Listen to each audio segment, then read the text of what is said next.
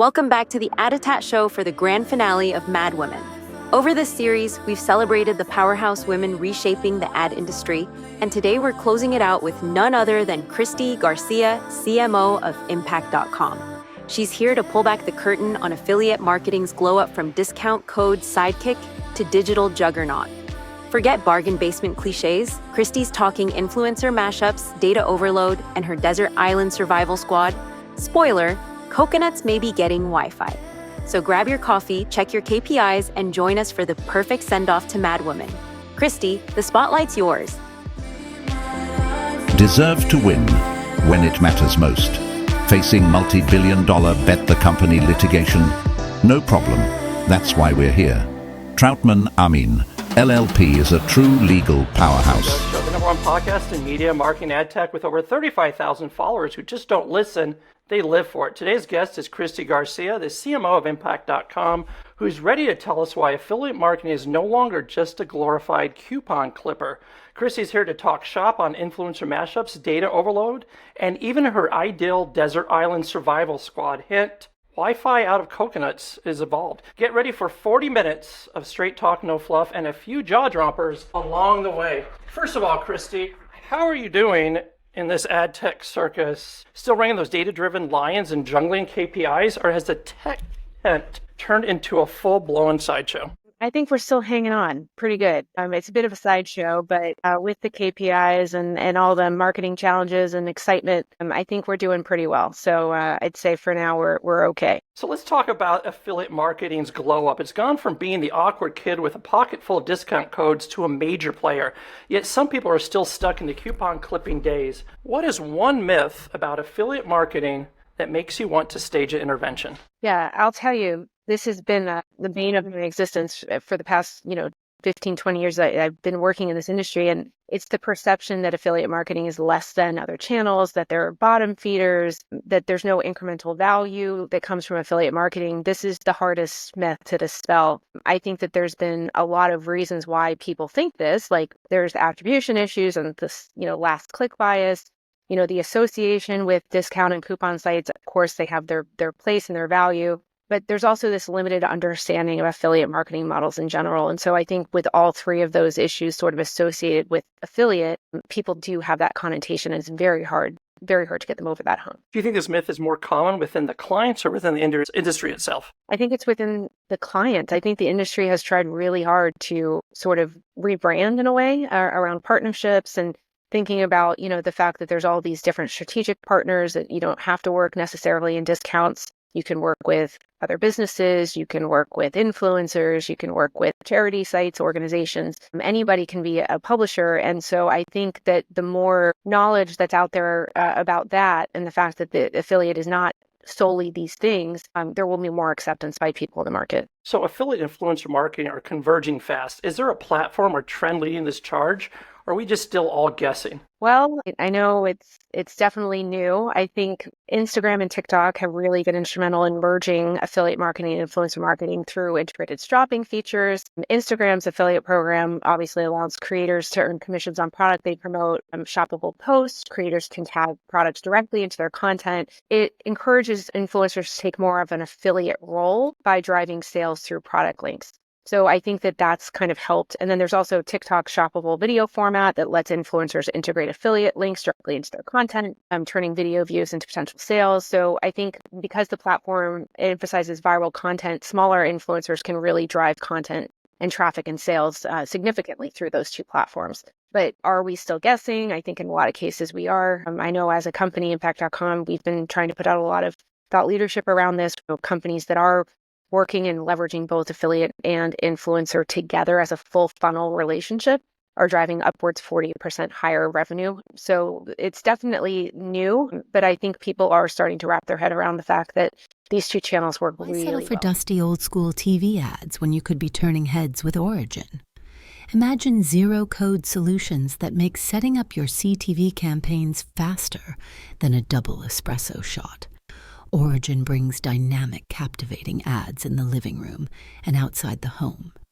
With ad formats designed to grab eyeballs and stop thumbs from scrolling, Origin isn't just about reach, it's about results. like a jaw-dropping 883% lift in viewer attention. Don't just get noticed, get remembered. Visit originmedia.tv and start your ad revolution today. TikTok and Instagram starting to feel like the Coke and Pepsi of the game? It's possible. I hadn't thought about them that way, but yeah, in some ways they're sort of leading the charge in areas where our industry can't sort of make a big move. So I think that they are, potentially driving a lot of this trend as leaders. So a little bit about your position. People love to think marketing is just catchy taglines and shiny logos. What is one unappreciated part of your role that would make most people do a double take? For example, is CMO, does that mean Chief Multitasking Officer? It's funny. I actually had a conversation with some medical students and a doctor, and I was saying I was a CMO, and they were like, a Chief Medical Officer? I think there's still a lot of confusion around what CMO is and does, but one of the tough parts of the job that I don't think people really realize is CMOs are really expected to be data-driven, but not all marketing outcomes are quantified, right? Brand perception, customer sentiment, word of mouth. These are things that are incredibly hard to measure, but critical for growth. And a lot of the activities that marketers do drive these things. But it's the need to constantly defend marketing initiatives to stakeholders that are looking for things like hard numbers in areas where you just can't find them, right? It's sort of the black box of marketing, but it makes it very challenging to pursue strategies that don't immediately have a return on investment. So it's about education and really understanding that as data-driven as marketing wants to be, as much as we want to say $1 in equals $4 out, there are some areas that's just, it's common sense, and you just have to trust your instincts there. But I think that's big pressure. Is there one trend in affiliate or influencer marketing that you think everyone has gotten wrong? I don't know if offhand if people have gotten it backwards, but I think people still view influencer marketing very much as a top of funnel channel. And they view it as like, this is where I can go to get my product introduced. But with technology and codes and all sorts of things, like influencers are driving sales. And the same is true for affiliate marketing. It's often known as like a bottom of funnel, like the closer, right? We're really good at closing people. But through listicles and YouTube videos and all sorts of different ways, affiliates are promoting their links, there's a huge drive of awareness there. So I think it's funny to kind of watch these two channels take different places within the funnel, when historically they've always been this or that. So I think that's something that people need to be very open-minded to because it's happening. Are people really putting their budgets behind affiliate marketing now, or is this still treated as a side hustle? Yeah, it's funny. I feel like affiliate marketing is gaining traction with CMOs in particular, moving beyond like an afterthought to more of a strategic component. And I think a lot of that has to do with what we just discussed, right? This demand for measurable return on investment and performance-based media. Like, if every one of my marketing channels could work that way, right? If every time I said I'm only paying for results, I would be, incredibly fortunate and a very good CMO. But channels don't work like that except for affiliates. So when CMOs hear like this is a way, it's very measured, it's very driven back to a source, you can optimize it, they are getting more interested. I think also the growth of e-commerce in general and social commerce has kind of opened the eyes to affiliate marketing. And then again, just talking about how the channel has expanded beyond coupons and discounts, I think it's getting more attention from the C-suite. I don't know if it's fully like up there next to certain channels that might be tried and true and more coin operated, right? Affiliate marketing is none of those things. It's personal, it takes time to build, but in a lot of ways, it's becoming a more attractive channel because of the payment methods. I don't know what you drive, but if you could put a bumper sticker on, let's just guess your Prius, to sum up affiliate marketing's potential, what would it say? Oh my God, that is a really hard question. I'd say don't sleep on affiliate marketing. I really feel like people who have in the past kind of turned their nose up on it are coming back around to it. It's never had a better moment in the media. I can tell you that. There's more reports coming out of, research companies and more analysts focused on this channel. So I think anyone who's sort of just toying around or giving 10% of their budget or however people kind of test into this market, there's companies that are diving in and seeing these really great full funnel results. So don't sleep on affiliate marketing. It's happening. Let's shift gears a little bit. Affiliate marketing isn't alone in the cool kids table anymore. It's mingling with influencers, and let's see if brands are ready to turn these buzzwords into something real. We're living in a world where influencer and affiliate marketing are emerging faster than TikTok dance challenges. Are brands really embracing this crossover? Yeah, I've seen a couple brands that have actually done a good job with this. PepsiCo is one, YouTube Shopping, Resident Home, Shinola, B&Q. These are companies that are experimenting, leveraging both channels. They're running joint campaigns. We've had a couple webinars where we kind of dive deep into what's going on in their channels and how they're they're leveraging these channels together. But I think there are still some brands that are really struggling. And the brands who are struggling are brands who approach influencer marketing like way too transactionally, or people who are treating influencers like sales channels without fostering like meaningful relationships. So they're not going to see results there because that's not how the channel works, right? They're not salespeople. Influencers are creators, and they need their space to be creative. I think brands that are really controlling with their brand assets and their narrative also fail because, again, creators built their audience. They know what's going to resonate with them more than a brand does. And so when they're being told or forced to say certain things that look like ads, they sort of break the trust that's associated with, their audience. And that's all they have is that trust. So I think it's really important for brands to learn more about influencer marketing before approaching it like it's an affiliate marketing channel and vice versa. They're both very different. So TikTok and Instagram, as we mentioned, are reigning supreme. Is there a dark horse platform creeping up to steal the hybrid influencer throne? For example, do you think X is part of a comeback tour? I'd have to say X would not be on my list. Yeah, I couldn't say it without laughing. Yeah, I saw a post a long time ago talking about how it's really important to have an icon like an Elon Musk in charge of as sort of the face of your brand, and I was just baffled by that. But as far as the dark horse is concerned, I'd have to say YouTube. So YouTube, because of its long content capabilities, long form content, it enables influencers to create in-depth review videos. Affiliate links are placed in the video descriptions. I think YouTube's now they have the shorts, which is great. Exactly. And they have an integration into shopping features, which has really streamlined the process. So I think it's YouTube. If I was going to say like who's up and coming or where I put my chips, it's YouTube because of the shorts, yes. And because of the fact that they really do have the ability for any of these reviews, these product usage videos, unboxing videos, like all of that is really what consumers are enamored with. And that's all video. So I think it's YouTube. Speaking of live shopping, is this the QVC of Gen Z, or does it look more of a look ma, no hands trend? It is so funny you mentioned that. So it is, as you know, and I'm sure you know, they've had wild success in Asian markets, China specifically, and there's even been adoption by some major tech companies. But we have some challenges in the West with live shopping, and a lot of them stem from the fact that it's sort of like a hard sell. There's a hard sell nature of it, and there's just lower levels of adoption by influencers contributing to this. So, but then again, younger consumers, particularly Gen Z, are showing more interest in categories like fashion, gaming, and beauty. I'm a habitual sample sales shopper, so I go to these sample sales in New York City, and essentially what they are. I just saw one. It was like it was a video of it. Just I forgot it was Ferragamo or something. It's like packed around the corner. Yes. So it's impossible to live in New York, but sometimes they give you some breaks on things like sample sales. So I'll go in there and I'll see a line of women who are showcasing the items in front of a video. And the first time I saw that was about 2 years ago, but now it's very commonplace. So I don't know. I think it has its place, and we'll see whether or not it makes it over to the West. Do you think creators are excited about this hybrid role, or are they commitment phobic about being branded as affiliates? I think creators are excited about the increased monetization opportunities. Also, influencer marketing is not an always-on channel. Like as a marketer, we run campaigns, and sometimes we don't run campaigns, or we'll run campaigns with one creator and another with another. So the fact that they can be pursuing flat fees, right, for the content that they create, but also affiliate links for the longevity of the monetization of that content. It's passive income while they're sleeping, right? I think they're excited about that. But what they don't want is one or the other. I think it's the hybrid, the combination of both payment models that really motivate influencers.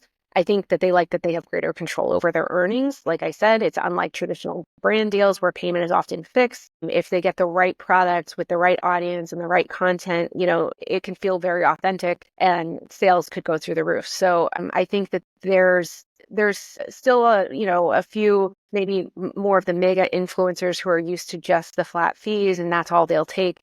But a lot of the up and coming micro, nano, even mid-sized influencers are open to more of a hybrid type of payment model. So if you could create the ultimate app that's perfect for both influencers and affiliates, what unique feature would it have? There would probably have to be a component of like storefronts. I think that that's really important for creators to be able to showcase the products that they themselves like, to, again, have that kind of evergreen shopping ability. Storefronts is something that you see in a lot of influencer platforms, but even maybe some affiliate marketing platforms will come up with them soon. I think it's really important to have a marketplace of different types of creators, and different types of brands and campaigns. So the creators who are there aren't just sitting around waiting for a brand to reach out to them. They can go and they can look at the different campaigns that are available, almost like put up their inventory, like almost like a programmatic network. I don't know. I have a lot of ideas, but I think the idea is that creators want more control and brands want control, and being able to give them access to reports that they can look at together, marketplaces where they can find each other. I think that these would be great things for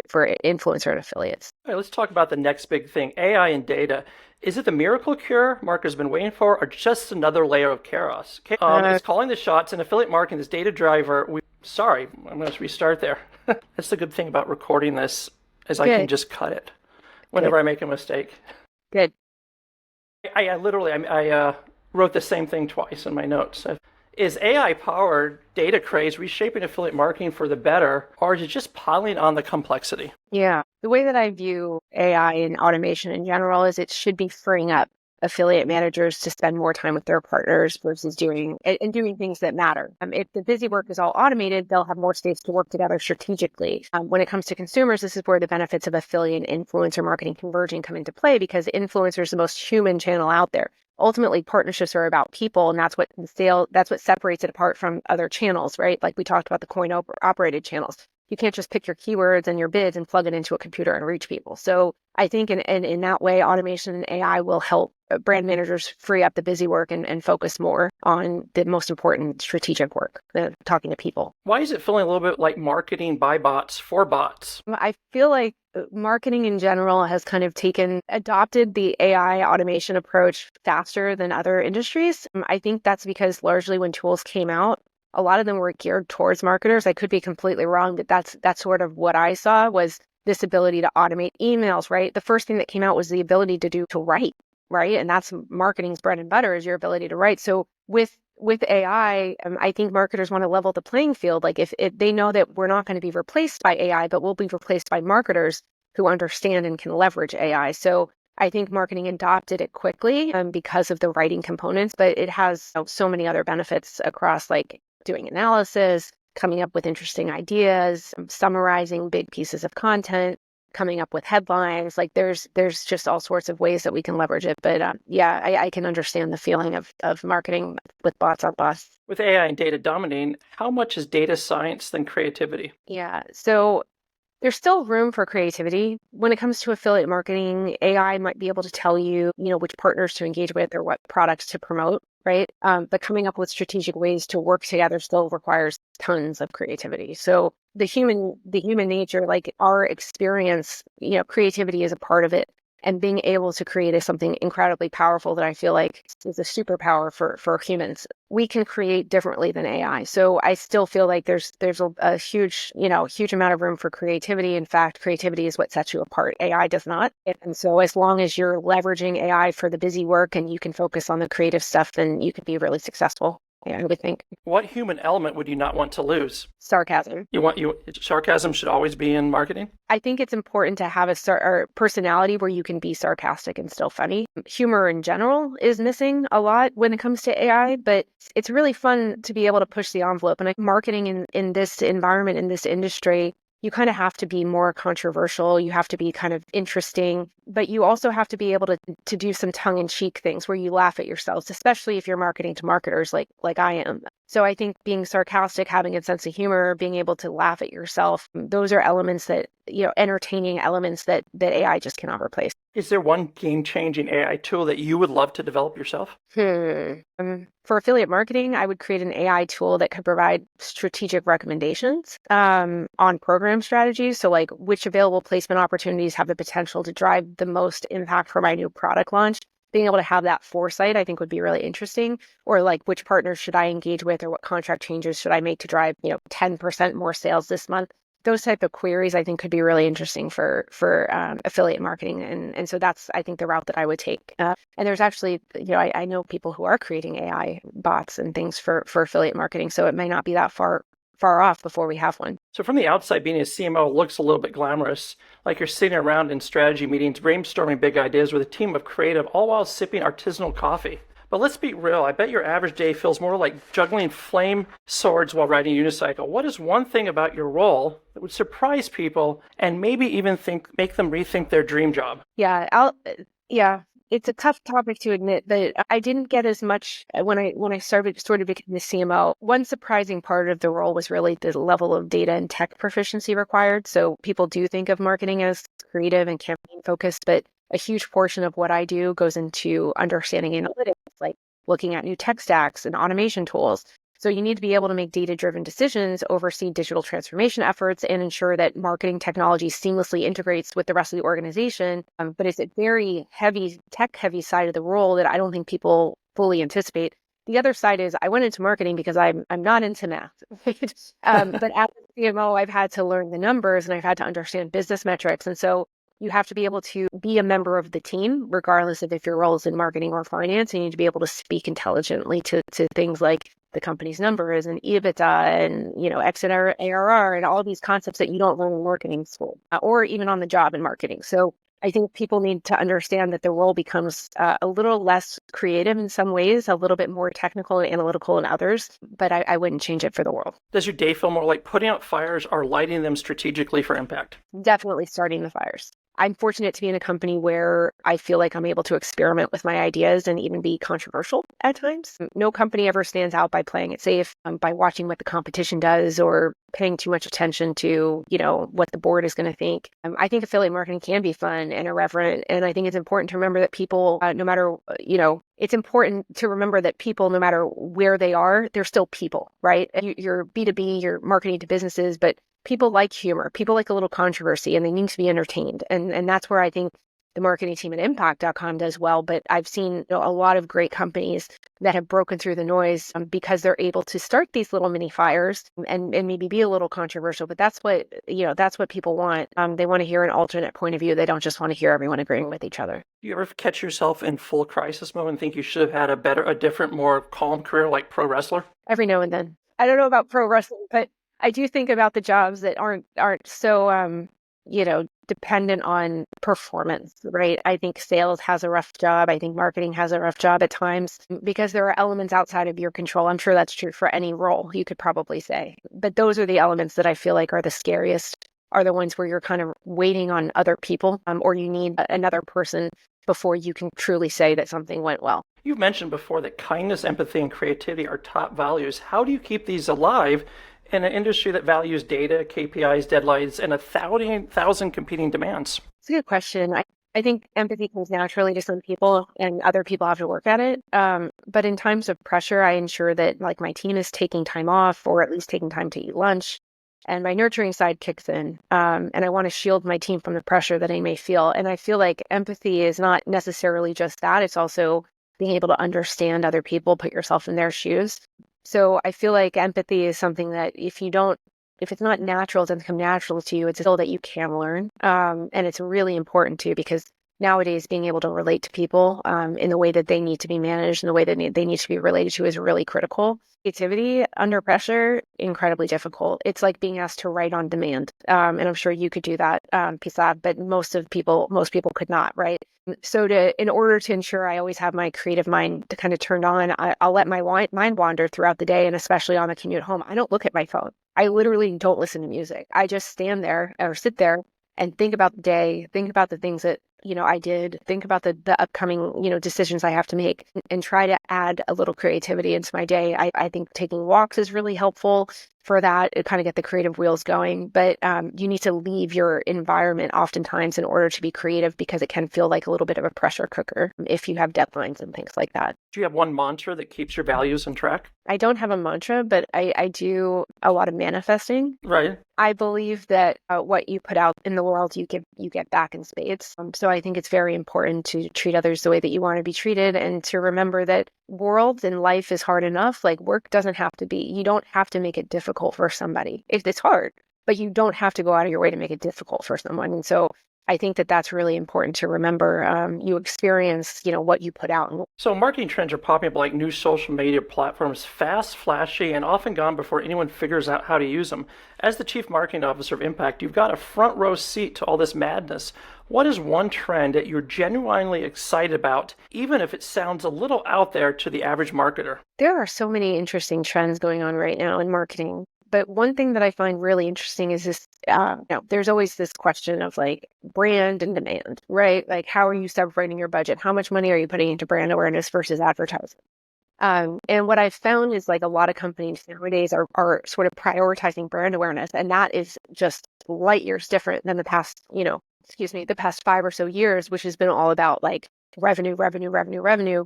Now we're learning that revenue comes naturally when you put brand awareness out there. So an example is like if you're really great about driving, awareness campaigns that aren't necessarily like direct response campaigns, and people have, affinity for your brand. Oops, the light went off. Yeah, the light just went off.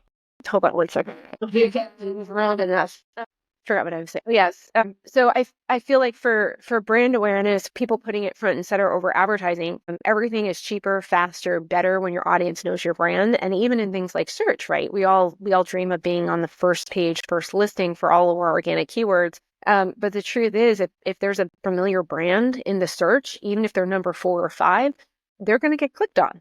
There's something about recognizing a brand that makes it trustworthy. And so I think that's why some businesses are actually stopping advertising completely. And some brands that don't even advertise, like you'd be surprised, like Spanx, Zara, Kiehl's, Rolls-Royce, like none of them have ever used advertising, but they're all really well known to consumers. And that's because they've run these campaigns and leveraged influencers and things like that. So I think it's an interesting trend. I don't know if I'm pivoting anytime soon. Most of my budget goes to direct response campaigns, but I do see the value, and it's interesting, and it's an exciting trend to watch. Are there any specific brands or case studies that you've seen that are really leaning into this trend with impressive results? Just the companies I mentioned, like I can tell you Zara is probably one of the most popular retail companies in the entire world. The fact that they've not traditionally put money into advertising and instead still maintain this market leader in a lot of ways, it's really interesting. And I think it's largely because of the collaborations that they do with their celebrities. Like oftentimes they'll have, some big celeb, a fashion designer come in and do like a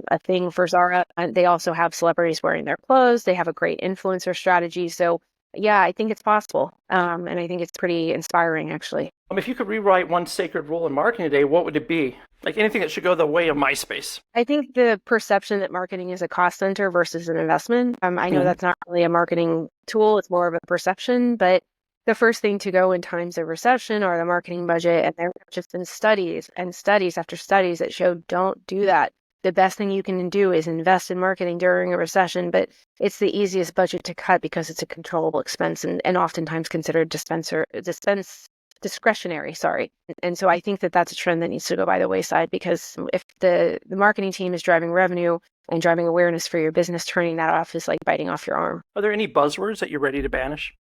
Yeah, I think the trends around, what was it most recently? Demure, people trying to take trends off TikTok and leverage it. Yeah, I saw it, demure. Like as if it was a new word that no one had just been invented. And it's just really tacky, I feel like. So I kind of wish marketers would, especially in certain companies, it just doesn't make any sense to do it.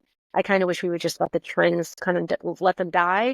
And I think marketers get a bad rap because they're often too late to the game with some of these trends. So they just look kind of silly. So that's something I would like to drop. Now the most important part of the show, where we talk about the desert island crew. Oh boy. Okay. You're stranded on a desert island with one magical option. You can bring 5 people of your choice to help you survive and staying. Who's making the cut for your survival dream team? All right. So I'd have to say Bear Grylls because I don't want to die. Yeah, a lot of people say Bear Grylls. Yeah, okay. I'd say Amy Poehler for comedic relief. I think she's hilarious. I'd have to bring my dad because he could sail us out of there. He's one of the best sailors I know. He understands like the wind and the sky and the stars and all of that. So he could sail us out. If it was an island, I'd have to bring Bob Marley so he could set the mood. And then probably Gary V, so he could keep us all motivated and focused and get us out of there. Jay-Z? Gary V. But I thought you said Jay-Z. Jay-Z would be a great one too for music. Yeah, we could bring him too. If you could bring a fictional character along for the ride, who would it be? Are we looking for a superhero survival powers or just someone with undying optimism? I think Katniss Everdeen from the Hunger Games. I think she's pretty tough. I think I could learn a lot from her. That's who I would probably bring. Who was the comic that you mentioned? Amy Poehler, I think. Amy Poehler for comedic relief, definitely. Would she be cracking jokes while building a raft or just keeping it light while you all ration coconuts? I think it's probably the first. I think she'd be cracking jokes. Yeah, keeping us motivated through her. Let's just say you get one fun pick, something sentimental or purely for entertainment. Who or what makes it to the island? Are you bringing a record player, a chef, or maybe your favorite comedian? Well, you already did that. Yeah, I would probably bring my record player or my phone. Are you a record player person? And I actually go to secondhand shops looking for records. So I'm a big fan of our record player. We have it in our dining room, much to my children's, chagrin. They're not able to listen to all of their cartoon music all the time. Mommy gets to listen to her music too. So I'd either bring that or my phone if I'm allowed. So what's your favorite album you have? We have all of the Frank Sinatra classics. So I would say just listening to the classic music while I'm cooking or getting ready for dinner just kind of puts me in a mood. I enjoy it. Does she? If you had to assign each person a single job title for the role on the island, what would their job description be in your Survivor Squad? Bear Grylls would be chief survival expert. Amy Poehler would be chief comedy officer. My dad would probably be the chief operational officer because he'd be able to figure that stuff out. Bob Marley is just the chief people officer. I think he'd do a great job bringing the people together through his music. And then Gary Vee could be the CEO. So those are the roles that I would assign to the people on my team. So we've gone over your career in the mad science of marketing. When you're off the clock, what's one passion or hobby that keeps you grounded, even if it gives, or maybe even gives you a little escape from all the chaos? We talked a little bit about how I'm doing fewer creative tasks in this role and more analytical tasks. So bringing up that creativity piece, I love making jewelry, candles, anything artistic. I really enjoy crafts. And I make jewelry for people in my company to wear. They feel obligated to do the wire type?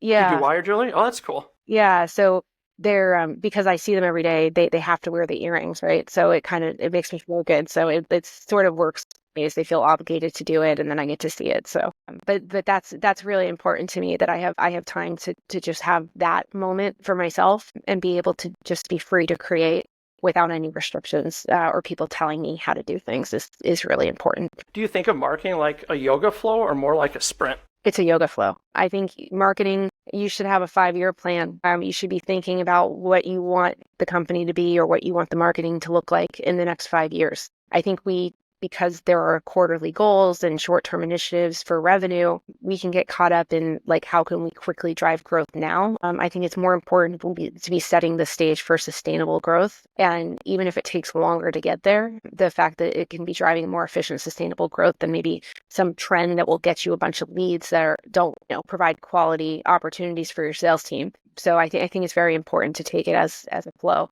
You've done a bunch of your fair share of interviews. Do you find stories or hard data resonates more with people? I love data for the reason that it validates what you're saying. And I think when you bring numbers into it, people do feel like it's okay, that's true now. You can cite a source or she can show this. Instead of just relying on great storytelling abilities, there's weight and gravitas to what's being shared. But there's also power in a great story. Again, humans like to be entertained. So I would say data resonates with people, but not if you want them to remember you. If you want to be memorable, they tell a great story. If you want to get your point across in an efficient way, leverage data. If you could impart one piece of wisdom about marketing, life, or both that you hope people remember for you, what would it be? I heard this a long time ago, and I've said this before, so sorry if you've heard this, but you're borrowing your title, so don't let it define you. It belongs to your company. They can give it to someone else at any time. You cannot identify with your title for those reasons. It tells me a couple of things. One is continue to work hard because again, it doesn't belong to me, right? It could be given to someone else. But at the same time, I'm other titles that are permanent, right? I'm a daughter, I'm a mother, I'm a sister. Being able to remember that on top of the fact that I have a title that, the company has bequeathed on me, right? I think it kind of keeps you honest and it keeps your ego in check also. And it reminds you of the important things in life. Is there any wild opinion about life in general that might surprise people? I don't think it would surprise anyone to say life is short. I really feel that it is. I feel like it's important to love people, to treat people well, and to enjoy it while it lasts. And because I've just seen, so much that, people who expected to have a long life and didn't get that chance. So being able to enjoy your everyday and focus on, the journey, not the destination, I think is really important. Before we go, I like to ask people, what part of your career did you grow the most and why? I would say I grew the most when I became CMO. And the reason why is because I had to focus on the company and the business instead of on my team. And I learned more than in the past couple of years than I think I've learned in my entire career about what it means to be a good leader, about what it means to protect your team maybe too much, maybe defend your team too much, focus on the things that bring you joy versus, bring other people joy. I've just grown and learned so much in this role. And I've learned that it's not for everyone. I mean, it's all I wanted to do my entire life was to be a CMO. But I totally understand why some people get to this level and feel like, they've lost the art of the game. It can be challenging to not be the doer after you've been the doer for so long and to sort of delegate work. So I think I've grown a lot in this role, kind of understanding more who I am as a leader. And that's a wrap on Mad Woman. Huge thanks to Cristy Garcia for dropping truth bombs on why affiliate marketing isn't just a coupon clipping sideshow anymore. Major props to our sponsors, Troutman Amin and Origin. Troutman Amin, masters of all things legal and compliance for the digital world. Keep your campaigns above board while you're out there pushing boundaries. And Origin, they're the wizards of CTV, making sure your ads actually get watched instead of skipped. Thanks for fueling the ADOTAT show and keeping us caffeinated for these epic rants. So stay bold, stay curious, and know more than you did yesterday.